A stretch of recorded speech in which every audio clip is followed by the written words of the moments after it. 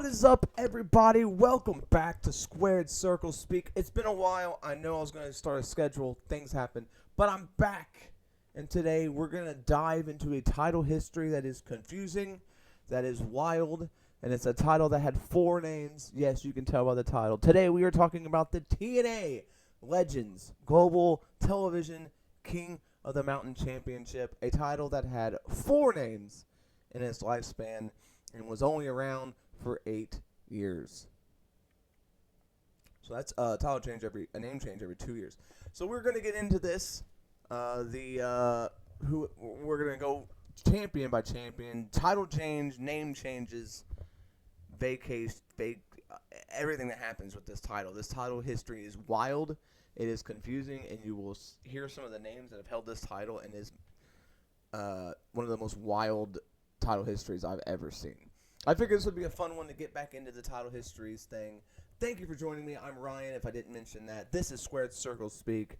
Let's freaking go. So the TNA Legends Championship was first announced in Las Vegas, Nevada on TNA Impact on October 23rd, 2008. Booker T unveiled the title, declared himself the Legends Champion, and it was unsanctioned by TNA.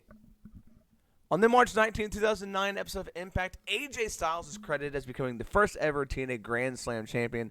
Thanks to winning the TNA Legends Championship, the title became officially sanctioned. So AJ Styles won the title March 15th, 2009 at Destination X. And then on 19th, they said he was the first ever Grand Slam. Booker T's reign lasted 143 days. AJ Styles' reign, 126. Then at Victory Road in July 19th, 2009 in Orlando, Florida, Kevin Nash would defeat AJ Styles and become Legends Champion. Cool. He would hold the title for 3 days on an episode of Impact. Mick Foley would become the new Legends Champion. This was a match where Mick Foley teamed with Bobby Lashley to take on Kevin Nash and World Heavyweight Champion Kurt Angle, in which if a champion got pinned, they would lose their title. Foley would beat Kevin Nash and would become the new Legends Champion.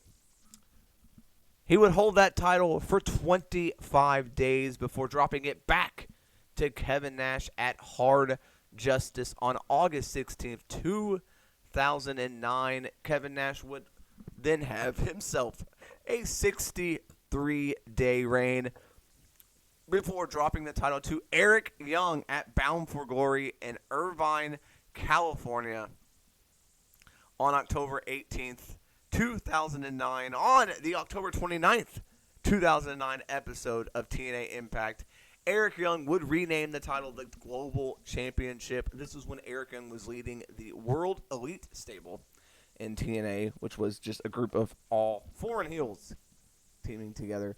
Eric Young would have a 101-day reign, so the title is now officially 1 year old. He would hold on to the title till January 27th, 2010 in Cardiff, Wales at a live event. Rob Terry, who was a member of World Elite, turned on World Elite, began a feud with Eric Young.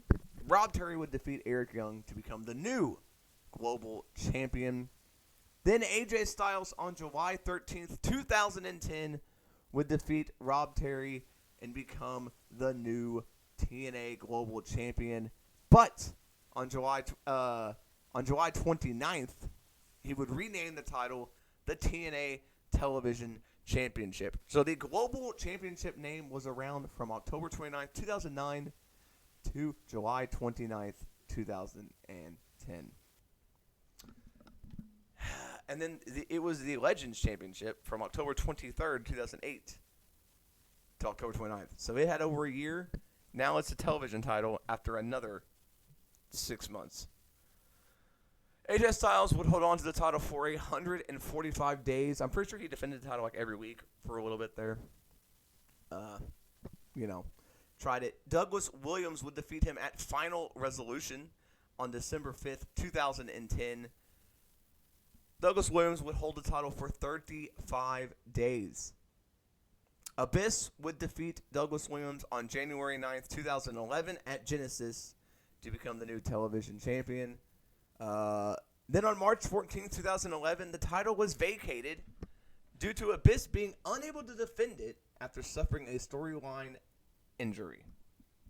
So he held on it for 64 days and then vacated it. So that's our first vacated title.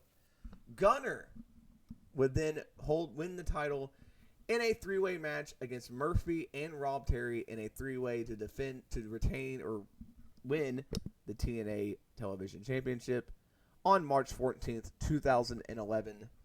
Gunner would hold on to the title for 64 days before dropping it back to Eric Young, who became a two-time champion. Eric Young won it on May 11th, 2011 on an episode of Impact Wrestling. He would hold on to it for 180 days. And then on November 13th, 2011 at Turning Point, Robbie E., the current Robert Stone in NXT, Robbie E. would become TNA Television Champion by defeating Eric Young. I don't remember Robbie E. ever being a champion. I knew he was X-Division champion, but I didn't think he won the television title. Robbie E. would hold on to it for 126 days. Then at Victory Road on March 18th, 2012, Devon would become television champion, holding on to it for 192 days. On September 26, 2012, it would be vacated due to Devon and TNA unable to come to a contract negotiation, a contract agreement. So he would be vacated. And on an episode of Impact the next day, on September 27th, 2012, Samoa Joe would defeat Mr. Anderson to become new champion. He would hold on to it for 70 days before Devon would make his return to the company at some point, and Devon would defeat Samoa Joe on an episode of Impact on December 6, 2012, to become a two-time television global Legends champion. He would hold on to it for 178 days. Then at Slammiversary on June 2nd, 2013, Abyss would defeat Devon to become champion, and he would have a 396-day reign. But here's the kicker. On July 3rd, 2014, it would be deactivated because TNA Executive Director Kurt Angle declared the title inactive. The title had not been defended, seen, or mentioned throughout the entirety of Abyss's reign. So he won the title, and then the title just completely disappeared from television. Classic TNA. Classic TNA.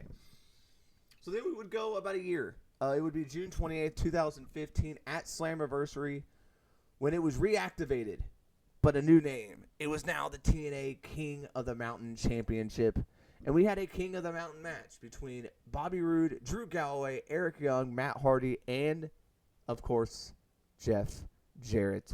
And, of course, Jeff Jarrett would win and become the first TNA King of the Mountain champion. This, again, was on Slammiversary at June 28th, 2015. 29 days later, he would vacate the title after becoming the TNA general manager. So what was the point of this? Who knows? On July 27th, the title was vacated. That same day, PJ Black would become TNA King of the Mountain champion by defeating Lashley, Chris Mordetsky, Eric Young, Robbie E. in a King of the Mountain match to win the vacant title. So that was July 27th, 2015. On July 28th, the next day, Bobby Roode would defeat PJ Black to become King of the Mountain champion. Now, these days are going to be kind of weird because they are on tape delay. This was when TNA were taping multiple episodes at a time. So the PJ Black match aired on August 12th, 2015 when he won it. Bobby Roode would then win it on the episode that aired on September 2nd. But in actuality, they were a day apart, but I guess you could give him, 20 days or whatever. So if you want to look at it that way. Then on January 6, 2016, Eric Young would defeat Bobby Roode to become a 3-time champion. And with the win, Eric Young is the only wrestler to win the title under all 4 of its incarnations. He won it as the Legends, turned it into the Global, then won it as a television, and now won it as King of the Mountain Championship. Wow. Cool. That's a cool stat. That's like a trivia question you can tell people.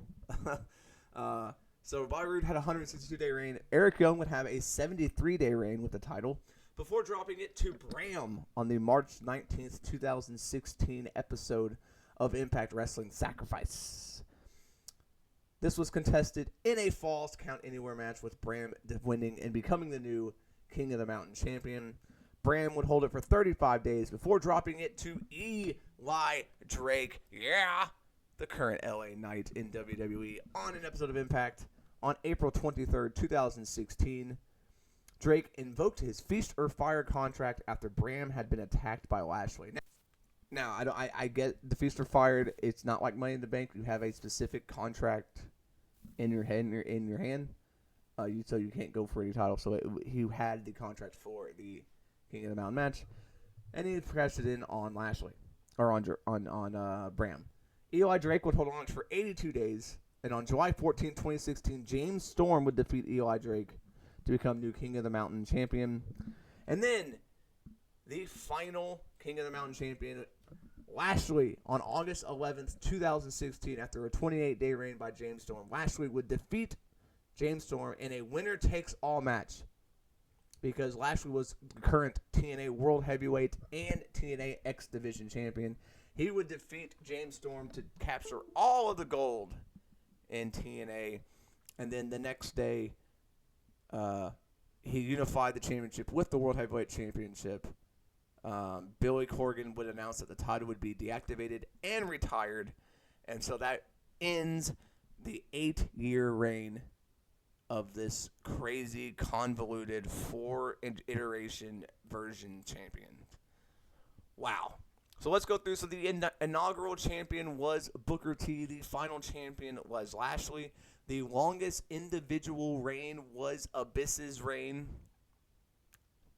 where he had the title but never held it and never did anything with it. So that's Abyss's 396-day reign. That's his official reign. It's the longest reign, even though he never did anything with it. So the overall combined days as champion is Abyss, 460. Devon has a combined reign of 370. Eric Young with 354. AJ Styles with 271. Rob Terry 167. Bobby Roode 162. Booker T 143. So on and so forth. So that's your list.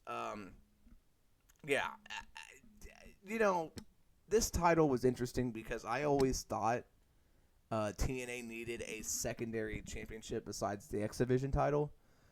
This was a weird way to do it because it had 4 different title reigns. I loved the television title when AJ Styles had it and would defend it every week.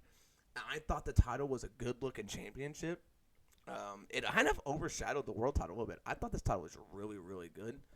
Obviously, the name changes did not help in changing it all the time. And I thought maybe if they did the King of the Mountain Championship, it would be kind of like like Lucha Underground had the Get to the Gods title. And I thought maybe King of the Mountain could be, you defend it so many times, you cash it in for a world title opportunity. I thought that would be something cool they could do with this. TNA experimented a lot with their titles because they also had the other championship they had where it was like the time matches and all that. So it was a different title. It looked good. It was a fantastic title, but overall, I don't think it was going to last very long having different name changes all the time. But yeah, that is the title history of the TNA King of the Mountain Television Global Legends Championship. They had the Grand Championship as well. I could go through maybe one day, and even the Digital Media Championship, which is no longer a thing either. They've had a lot of championships in TNA that are no longer around. So that's going to wrap this episode up of title history of the TNA Multiverse Championship. The global, the world heavyweight, or the global, the television, the king of the mountain, the Legends Championship. Hope you enjoyed this stroll down memory lane in a weird time it was in TNA to have this belt.